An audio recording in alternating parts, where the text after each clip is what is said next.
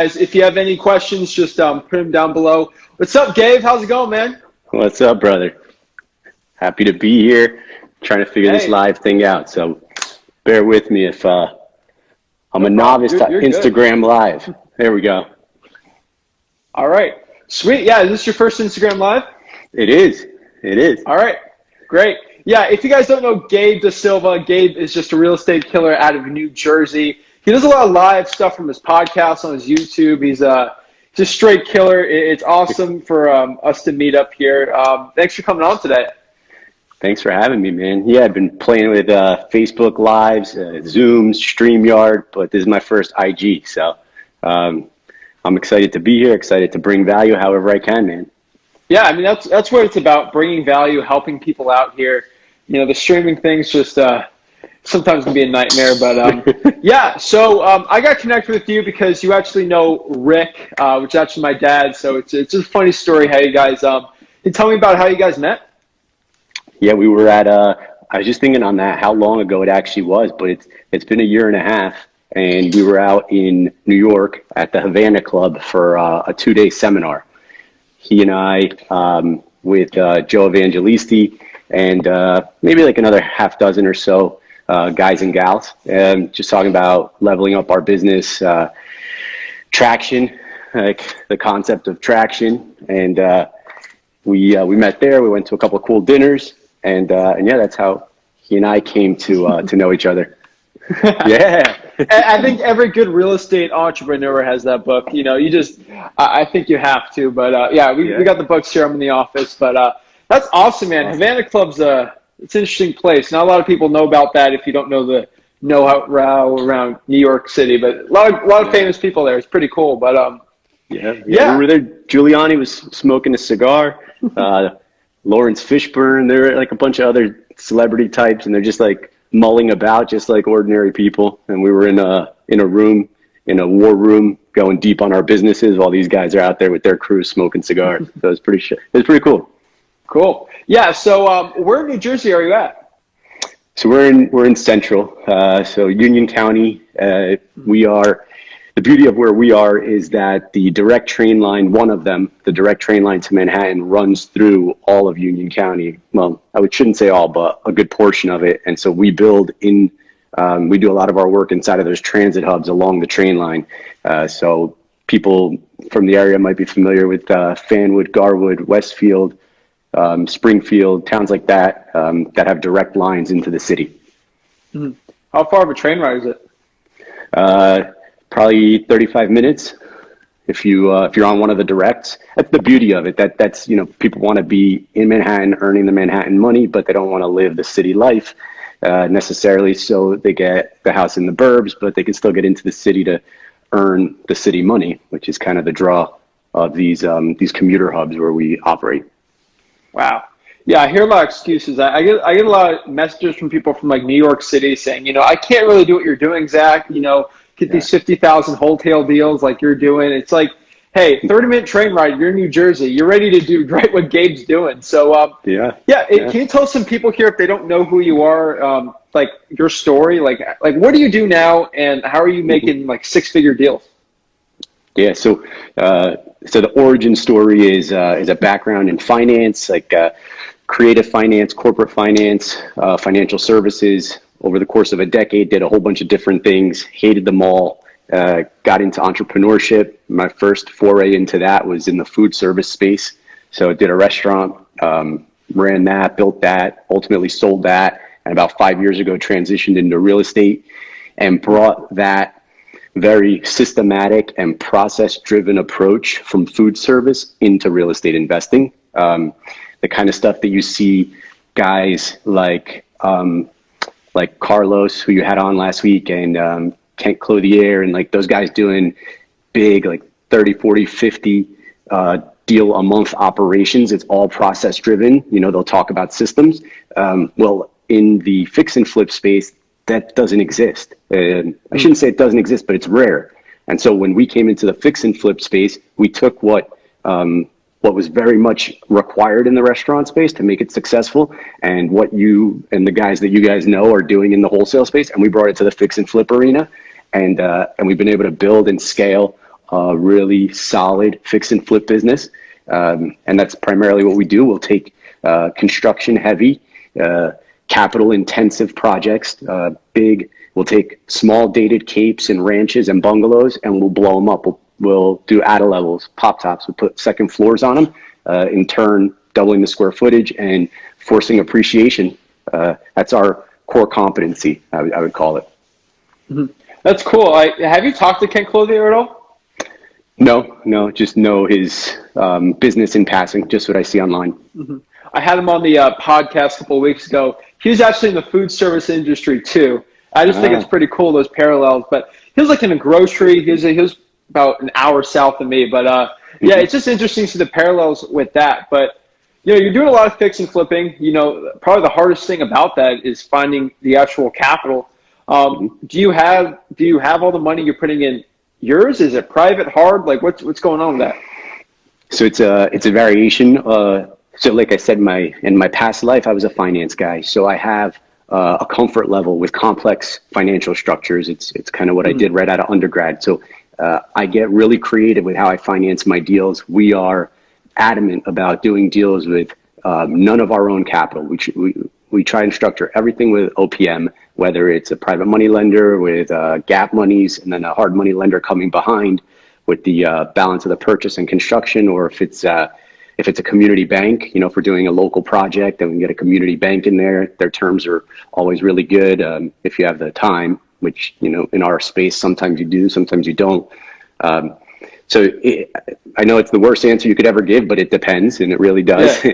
It just depends on the deal. It depends on how much time we've got and then what capital is available to us. But we're always raising, like relentlessly fundraising always. So if and when opportunities present themselves, we're ready. We want to be ready, not have to get ready. It's kind of our motto. Yeah. So you do a lot of those fix and flips there. Is it all in that central Jersey area? Yeah, we've ventured north into Bergen County, which is from here you would take the train into Manhattan. If you're in Bergen County, you could actually drive over the bridge into Manhattan. So there's demand there also for housing from city folks. But for us, it just doesn't work. Our model isn't built to travel up there. We would have to set up a secondary hub up there, and the same applies going south for us. We can only go so far before it starts to put some restraints on our model. So we stay hyper-focused in our farm, which is our county has about 21 towns in it, 13 of which are a fit for the at-a-level model, which is like I said, our core competency. So we stay hyper-local. Mm-hmm. And so are you really just how are you doing acquisitions on these type of deals? Because you're not like HGTV where you just the deal magically goes there and you're like, okay, there's the deal. Here's the sexy rehab. How are you actually getting these deals? Because the deal's when you buy it. Yeah, right. The money's made on the buy side and then the profit is realized on the sell side. So you got to buy it right. We just closed on something today, which is funny. You said a 50K wholesale. That's what this will be. We're gonna package this and put this out. But where do they come from? This one, for example, is a direct result of driving for dollars via Deal Machine, deal finders in the field, pinning houses. You probably know Deal Machine. You probably have interviewed Dave or somebody from his team on the Love podcast. David. So the system's great. He took, and years ago when he launched it, and even up until about a year or so ago, we were still, I call it driving for dollars 1.0 versus 2.0. And 1.0 is you with the pen, identifying properties, and then later going back, doing the research, figuring out how to mail to them, all that stuff, very manual. Whereas now 2.0 with his app, your deal finder pins the deal. Everything is automatically done in the back end. As an administrator in the system, you approve the pinned deal. The piece of mail is auto-generated and goes out to the seller. The seller calls on the number that's routed through CallRail, which ultimately finds its way to your acquisitions team, who qualify the lead. Eventually, an appointment is made. You go out, make an offer, get a contract, and that's exactly how this one deal in particular today went. It's how a lot of our deals come to us. That's still our foundational marketing effort, I call it, is driving for dollars. Beyond that, we do a lot of other things too. Organic's always been really powerful for us. It's why I really love social. And social's been powerful, man. We're out and about, and I like to say anything worth doing is worth documenting. And if I'm out there doing it anyway, let's document it. Let's take videos and photos, and let's share with other people what we're out there doing. By virtue of simply doing that, you are proving yourself as a person who takes action. So the next time someone comes across a deal that's not a fit for them, if it's a fit for our model, given what they've seen online, they know that they can trust and call us, that we're going to perform. And I would say organic outperforms paid marketing for us 3-to-1. So wow. as many deals as I'll get via our marketing channels, our paid marketing stuff, I'll get 3 times as many organically. And so that takes time, of course. So I'm not out there saying that anybody who's listening can do that. That's going to take some time. But again, we've built this track record, and it continues to work in our favor. Thankfully, blessed to have that. But again, I'm not dependent on either one. I'm not all organic and I'm not all paid. It's a blend of the two is what we rely on to get the deals. Oh wow, that's pretty cool. Back where I am, it's just every man for themselves in this wholesale, like South Florida. It's aggressive, man. Some of these viewers listening from Florida, like they know, it's every man for themselves. Kill, kill, kill, kill, kill. It's literally insane. But before we start talking some more stuff, I got some people asking some pretty good questions. So this guy says, should I start flipping in Brooklyn, New York, with the price market really high? Like you're in a high price market, so that's perfect for you. Yeah. So the beauty of what we do is it's like a double-edged sword, right? So you want big spreads, you do big deals. So we can do cosmetic rehabs, and with the systems that we have in place, what I've come to find is it's not that much more time, energy, or effort to do the ADA level. And then we transition from that into new construction. And I find that, again, it's not that much more time, energy, or effort, but now the spreads go from 20 to 40,000 to 80 to 100,000 to now 100 to 200,000 on a new construction project. You're getting these bigger spreads as you go. So in Brooklyn, for example, if he can buy right, he or she can buy right, the opportunity is there to make some really big spreads. Like guys that are doing what I'm doing in Brooklyn aren't flippers, they're developers. They're developing, and there's a distinction there. And that's a different space altogether. I don't know what their background is and what their comfort level around risk is, but if they're there and if they can find the opportunity, then absolutely go for it. If you're going to do a deal, why not do a deal for 6 figures? What's the difference? Yeah. So what's really, can you just break down for some of the guys? So first of all, there's some guys from Gabe's Instagram account asking why is this 20-year-old kid talking to you? Like I should be in school or something. My name's Zach and I work with Flip with Rick. Rick is actually my dad. I run acquisitions for the biggest home buying company over on the Treasure Coast down in Florida. So just a quick intro for you guys. But yeah, can you explain ADA level to my audience?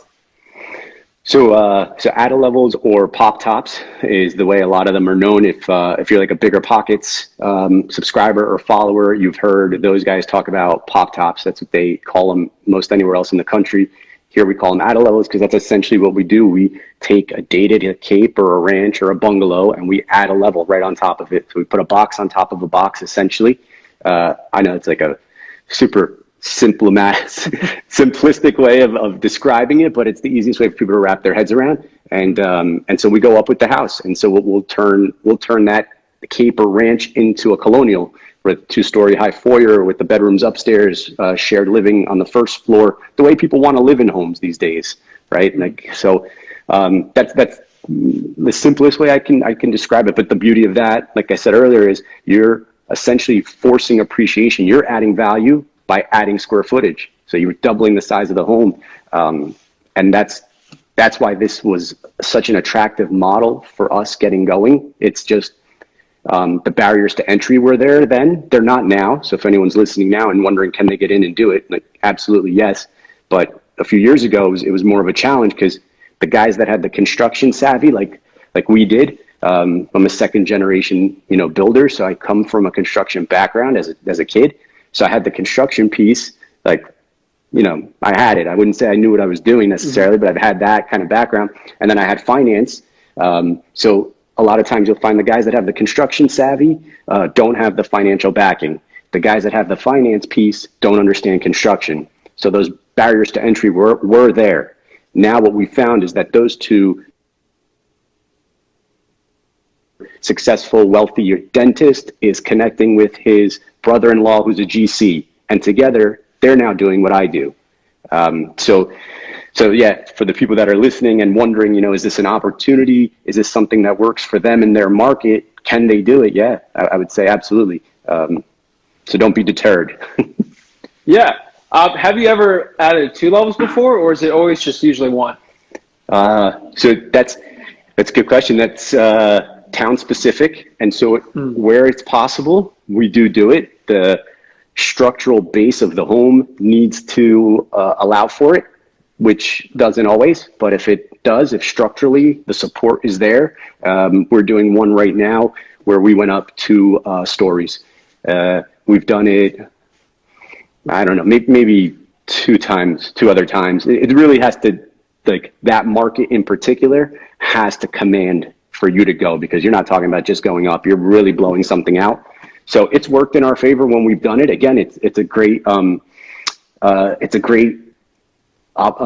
like kind of analogous to what the guy in Brooklyn's talking about. Like, that's what you're talking about in Brooklyn. You're really, from what I've seen going on there, you're not just simply talking about cosmetic rehabs, which I'm sure there's, folks doing there. But if you're going to go and push, especially with what it takes to get projects approved in the city, you better be going like all in.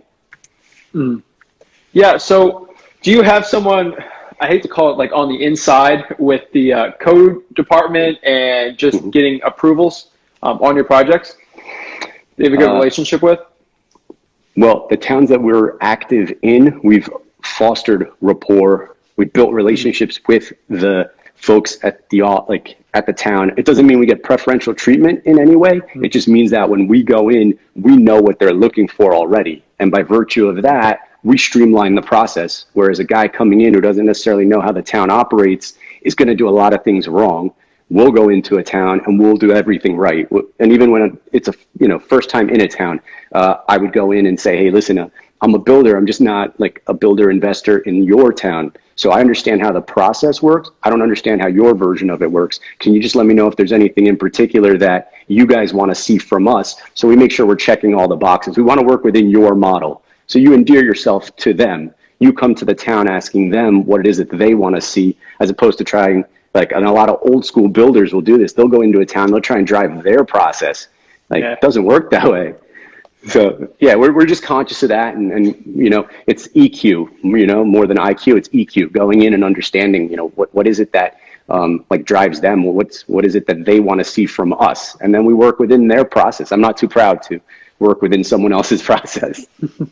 Yeah, I mean, definitely when you got a crazy system like that, you should be able to do that. So we got another guy here, say Rich Young Ruler. All right. He says, do you invest in Essex, Union, Hudson, and Passaic? Yeah.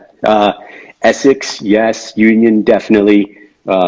Passaic, it's not, I wouldn't say it's not a fit for our model. There's specific towns inside of that county. He's talking about 4 specific counties in our area. Inside of Union County, more than half of Union County, town-wise, works for this model. Inside Essex, probably about half as well. But you go to those other counties, and 1 or 2 towns might make sense. So like I was saying, for us to go to Bergen County, where all the towns there necessarily make sense for this model, it doesn't work for me to travel 40 minutes outside of my farm to work inside of one particular town. If we're going to go there, we want to set up a satellite office, have that be another secondary hub, and then work out from there. So yeah, we would buy in those markets, but we wouldn't necessarily do construction heavy fix and flips like we do in our market there. I would do something different. I would pivot and wholesale, or I love wholesale right now. So that's probably what I would be doing if I were in those markets. Yeah, I mean, wholesale is amazing right now. Just where I'm in Florida, it's all about creative with me right now. I think we got 2 more owner financing from realtors today, which is insane. Realtors literally hate me with a passion, but I'm working with them. So it's interesting times we're in now. But I mean, ever since this coronavirus thing basically hit, stalled much of the market, like mid-March-ish, whenever the NBA really shut down is when things kind of got crazy. How many fix and flips were you doing? We were doing 3. We only have 3 big projects working. We had 3 others under contract. What we found is that for us now, if we're going to take on projects, they have to be 6-figure, flips or better, just because of the model and what we can be doing with those same resources. So we were, I don't want to say cherry picking, but we were just being selective about what we were taking down. And so we were in 3 projects, 3 really big $1 million+ projects, all of which we're still working. And thankfully, the towns are allowing us to continue. Murphy, our governors, said that we're essential, so we get to keep working. And then the ones that we had under contract, all of which were going to be equally large projects, we repositioned. We said, hey, listen, let's pivot. We are building homes for people that aren't necessarily going to be here in 6 months. We're seeing a mass exodus from New Jersey. We're being taxed out of the state to the tune of 500 millionaires a month leave New Jersey for Florida. So what's that telling us? Like, we don't need to be building more inventory for people that are leaving.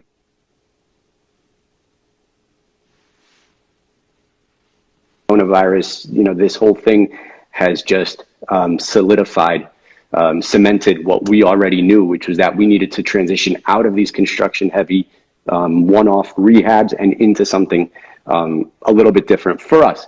That's not to say that there is an opportunity here for other people. I mean, plenty of people would take down these deals in a heartbeat.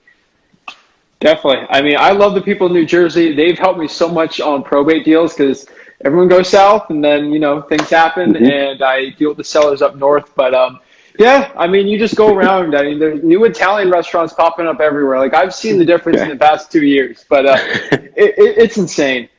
But yeah, so let me see more questions here. What's up, Alonzo? What's up, guys? Got some. So, chaos. Don't mind my gallon of water. This is my problem. 75 heart. Oh. Kaya, sorry if I massacred your name there. You're in Citrus County.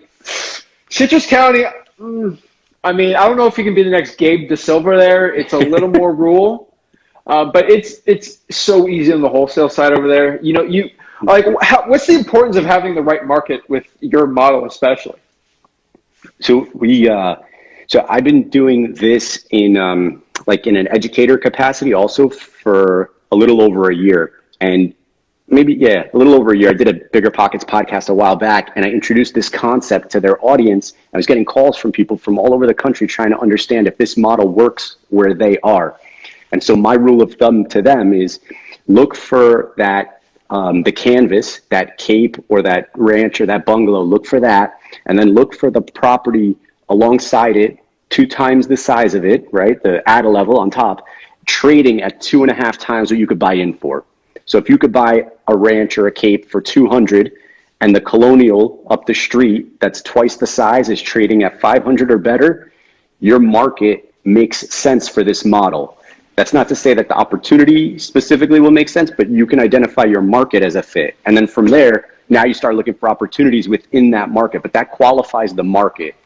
Does that make sense? Like if they're looking to see if this works in their market, that's the litmus test, I'll call it.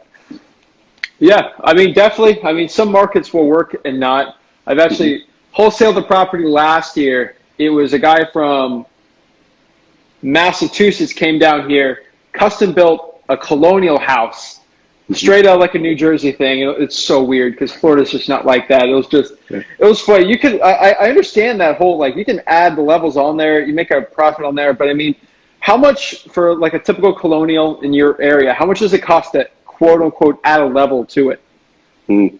I'd say like a good rule of thumb is 200 to 250 is a good rule of thumb. Yeah, so that'll run the gambit. So we've spent less than that on a smaller house. We've spent more than that on a bigger house with an addition and then the whole thing. But if someone's looking for just a rule of thumb, like you want a number to work from, I would say that's a fair figure for them to work into their math. Again, that's not going to apply everywhere, and that's not going to apply to everyone. Yeah. different places in the country get materials at way different prices. We up here in the Northeast, we like get gouged on materials. If you're building in the Midwest, you're going to be paying a lot less for material. So, you know, don't necessarily rely on those numbers. I don't know what labor looks like in other parts of the country. I know here we pay a premium for a lot of labor. Then on the other side of that, that's when things are more expensive. On the other side of that, like I supply some of my own stuff through my supply company. So I'm going to get cabinetry and appliances and millwork and some other things cheaper than other guys could too. So the numbers really, you know, are those numbers going to be true to anyone else on this call? Probably not. Mm-hmm. Yeah, I'm connected with a pretty big guy out in the Midwest. He figured a way to like reduce his supplies in half. I'll DM you his name and stuff. He's an interesting dude. But yeah, so it costs you $250 to add the level. What is the ROI basically on that just from adding the level, the value it brings on the property? So the other, like another beauty of this model, question, kind of, but yeah, no, but like it's not. I'll give you a quantifiable ROI that's not a number. So here's the cool thing about it is we get to do something that other investors wouldn't necessarily. Like I said, now there's not as much. There were barriers to entry before. Now there's a lot more competition, you know, and I don't really think of it as competition, but there's guys doing it, let's say. Well, before when there weren't, your cosmetic rehab guy, your fix and flip, cosmetic rehab, lipstick kind of project guy would come in and he'd only be able to offer a certain amount because he needed to buy at the 70% rule or whatever. You know, we don't necessarily need to buy. We didn't have to subscribe to those rules because we knew we were going to force appreciation. We were going to create so much value that we could pay up. And you never really want to chase deals. Back then, it didn't feel like we were. We were just paying slightly more than he was, but we were going to make so much more that it made sense for us. So it made it possible to do more deals. It was otherwise that these guys otherwise couldn't. They had the same cost of capital we did. They had a lot of the same costs we did. They just couldn't add value the way we could back then. So that's the ROI. That was the value add for us on the buy side. Like I said, now that's changed where I was bidding alongside one or two other, you know, guys for a property 5 years ago, 6 years ago. Now I bid alongside 8 to 10 guys for the same property. So, you know, everybody here, it's saturated like the wholesale space is by you. Yeah. How are you gaining an advantage with the saturation in your market? How we buy deals out from under other guys, and it's not the way I like to look at it, is solely our track record. Like what differentiates my 315 offer from their 315 offer? Just the fact that I do what I say and I say what I do, and I show up and I position myself as someone who's knowledgeable and has done this. And as I walk the house with the seller, we're identifying all the things structurally that are wrong with the house. We're not just coming in with a checklist. You know how like a lot of guys are trained to walk with a checklist and identify all these things. I don't carry a checklist. I carry a business card and a tape measure on my hip, which I rarely even use. And I just walk in and I position myself as a real builder. And so they're like, okay, they have this comfort level, you know, with us as the buyer. Like this guy's going to perform because he's positioned himself as a guy who does what he says and says what he does. That's how we've been able to differentiate ourselves on the buy side. On the sell side, we just build a better product. I frankly just believe we build a superior product. We subscribe to the how you do anything is how you do everything model. And we just look at every detail. And of course, even on the most recent projects, I'll give you a list of 20 things we did wrong. But the reality of it is we're asking the right questions and we're in there looking at things that other people just glaze over. They don't think it matters to lift the ceilings to 9 feet on the first floor when we've done that on every project we've done in the last 3 or 4 years. It matters here. If you're going to rip the second floor off the house, why would you not lift the first floor ceiling a foot? People want that added square footage above their heads. It doesn't seem like much until you've been in a house where it has 8-foot first floor and 9-foot first floor, but we do it on every project regardless of price point. It's a differentiator for us. And people might not necessarily know what it is when they walk in the house, but they'll feel it. They feel the difference in our product. The finishes are better, the quality is better. So we differentiate ourselves on the buy side, you know, by being who we are, saying and doing, you know, what we say. And then on the sell side, by just putting out a better product. Yeah, I mean, specializing is very important. I think if you do a million things, like if you had a wholesale, a development thing, you go crazy doing everything here. But next question here from Alonzo Buys Houses. Alonzo asks, have you ever tried to wholesale a commercial property? Never. We've tried to take down commercial deals on our own, and for a whole host of reasons, we've had them fall apart on us. I've never positioned a wholesale. I frankly don't do a lot of wholesale. I wholesale. Like, I would take deals down. I would figure out a way to add value. My model, even if it's not by doing the construction, there's a lot of other ways to add value to a property without having to do an add a level. So we package deals. A lot of times we package deals and we sell them. Just because they're not a fit for us doesn't necessarily mean they're not a fit for somebody else. We put the deal together, we package it, and we put it out for sale. So I like wholesale. I've done a wholesale here and there, but it's not our core competency. Yeah. So Alonzo, depends on where you're at, what market you're at. But like I have a commercial one technically under contract now. Like it's a single family house zoned for commercial. And obviously I'm just playing a cash flow game. With commercial, I'm not the expert here. Most of the commercial is like a good old boys club with, the brokers, things like that. But if you actually have an owner who's like has a commercial property, try to get a cash flow with it and just find a cash buyer and just wholesale it. I mean, it's just easy as that. But yeah, so next question here for you, man, is that a bandit sign behind you? Yeah. I keep all our marketing effort. That was a marketing effort that we ran with for a while that didn't really bear fruit. So we didn't keep it going, but I keep the bandit sign to remind myself of that effort and how it did not work out. It's not really something that's like, funny. I wouldn't say allowed. It's just, there are specific towns inside, in our area that this is acceptable in, but most it is not. So like if you're putting them up and you're doing it on the sly and you're having to take them down and you're running the risk of getting fined, it doesn't make sense. So so that's not why we stopped doing it. We just weren't generating the lead flow from it. So we just said, let's put those monies towards something else. Same thing with that, you see that thing behind me? Yeah, like door hangers. Like we've tried a lot of different things, and some things hit, some things don't. Mm-hmm. What's been the top marketing channel for you then? So organic, I know that's not something that people can't necessarily duplicate that, so that's not really a valid answer. Organic works best for us, of course, but I would say driving for dollars, the model I outlined at the beginning of our call, has been the most impactful by far.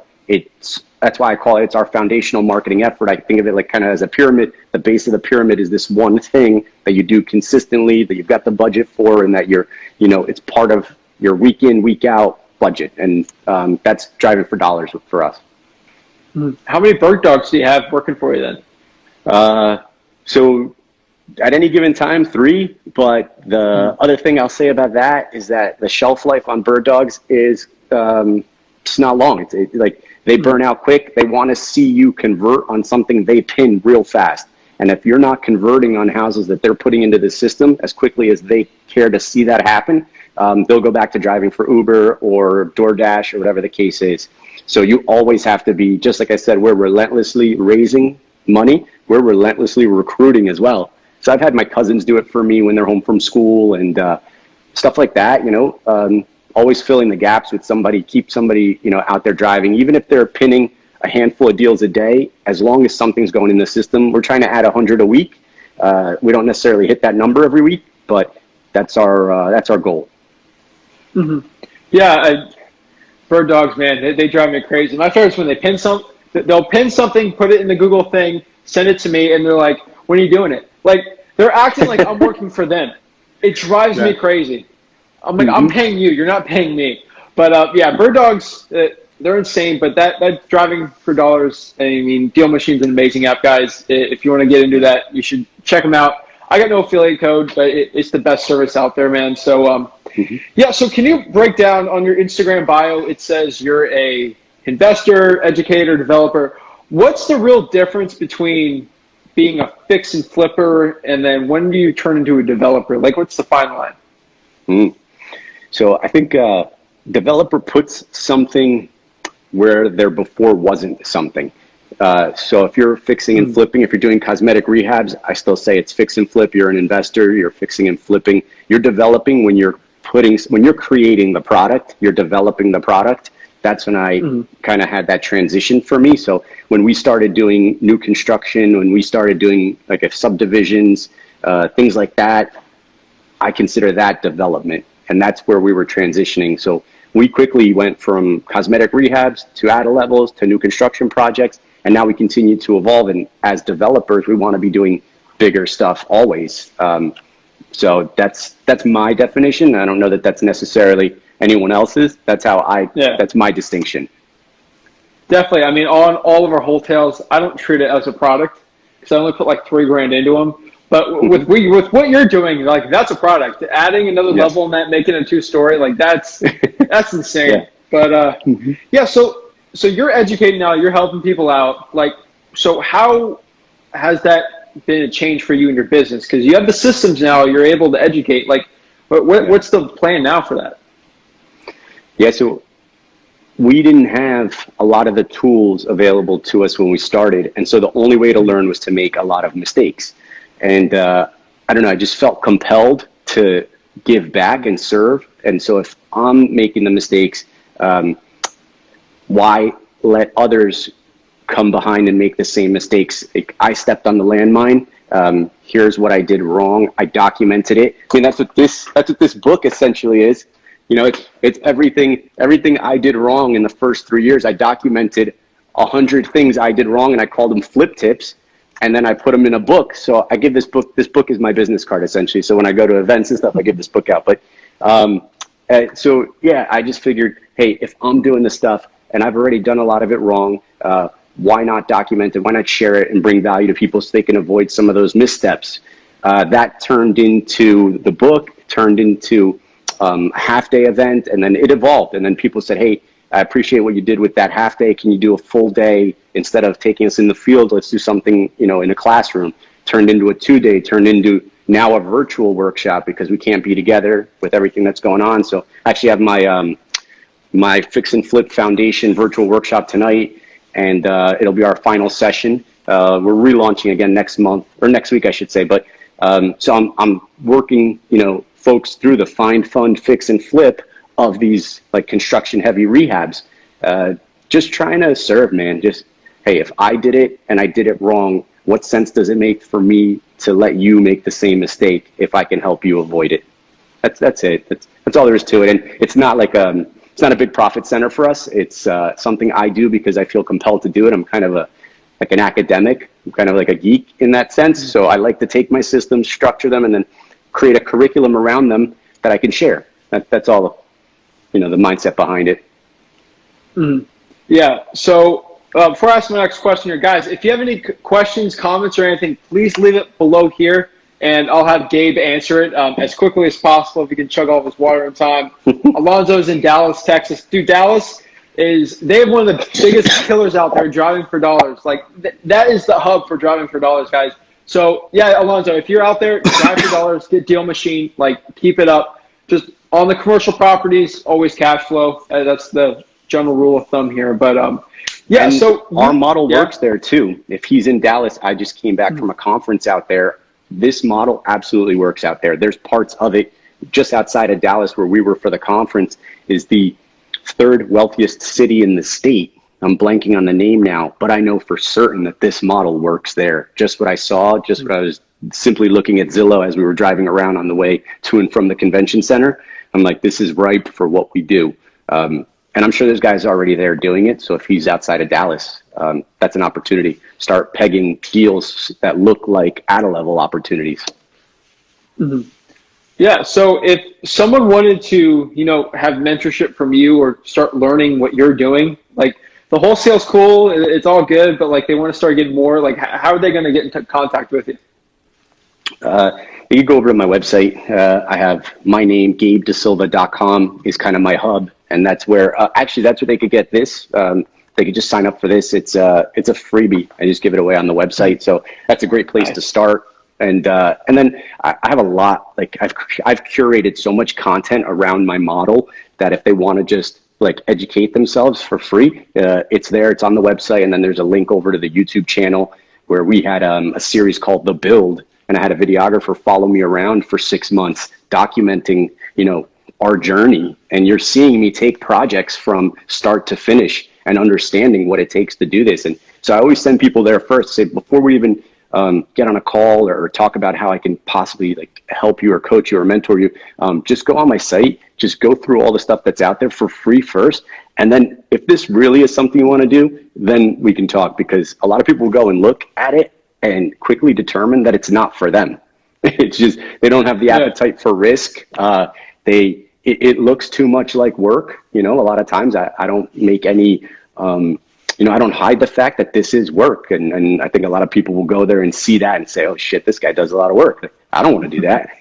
But if they do, then, they can reach out to me there. They can connect with me here. I'm on all the social, like all the platforms. And I still very much read all my own messages and reply to everything. So anybody who reaches out to me will get me directly.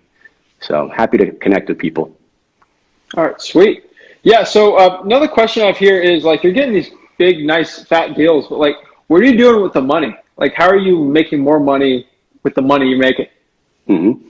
Yeah, so we scaled. That was the beauty of what we were able to do. It's why all the money that we were generating from the projects, we don't put back into projects. We always borrow. It's easier to borrow to do deals. Other people will fund your deals because they'll use the deal as collateral.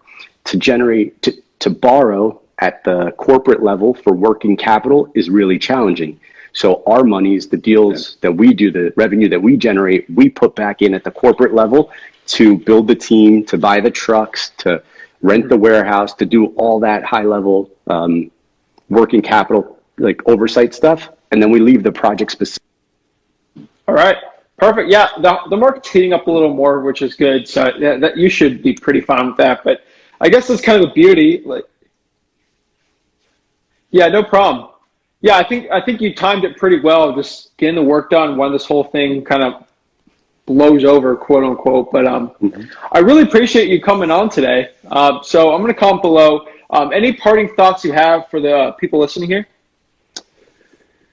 Yeah, so I might still be on a delay. I'm not sure if I am, so I just hit it with one last parting piece of guidance, if that's what you want to call it, is just be ready, because you're not going to have time to get ready. So if you're out there now, you can do 3 things and 3 things only you have control over: acquire knowledge, strengthen relationships, and source capital. Do those 3 things right now. Go heavy on all 3 and be ready, because the opportunities will be plentiful as this all shakes out. But you won't have time to get ready if you're not already ready. So I encourage people to go do those 3 things. I've been ready for 6 months. So yeah, we got the war chest going. We're ready to go. But really appreciate you coming on today. I just appreciate you sharing this knowledge and just, once again, bringing value and actually helping people. So thanks, guys. I appreciate it. Hopefully to see you tomorrow's podcast with Pace Morby. And just keep bringing the value, guys. Appreciate it. See you. Thanks, Gabe. Ciao.